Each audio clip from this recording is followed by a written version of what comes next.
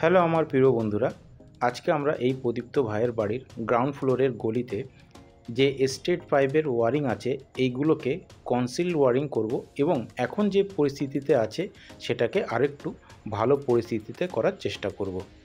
এখানে যেটা করেছি সেটা হলো একটা ডবল পোল এমসিবি আর দুটো আগের single pole MCB 4 pole MCB বোর্ডে বসিয়ে সাপ্লাই দিয়েছি। প্রিয় বন্ধুরা, এরপরের ভিডিওতে আমরা ডিবি বোর্ডের ড্রেসিং করা এবং ডবল পোল এমসিবি, আরসিসিবি এবং সিঙ্গেল পোল এমসিবির কানেকশান দেখাবো। এটা আমাদের ঠিক এই যে কাজটা হচ্ছে তার ডান দিকে তোমরা ভিডিওর প্রথমেই দেখেছো এবং আমরা লাস্টেও দেখাবো যে ডিস্ট্রিবিউশন বোর্ডটা আছে সেই ডিস্ট্রিবিউশন বোর্ডটার।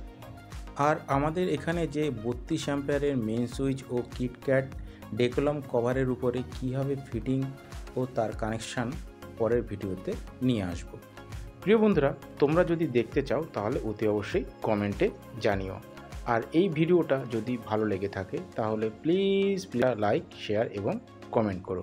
তো প্রিয় বন্ধুরা, তোমরা সকলে ভালো থেকো, সুস্থ থেকো। তোমাদের সঙ্গে দেখা হবে নেক্সট ভিডিওতে। ততক্ষণের জন্যে টাটা।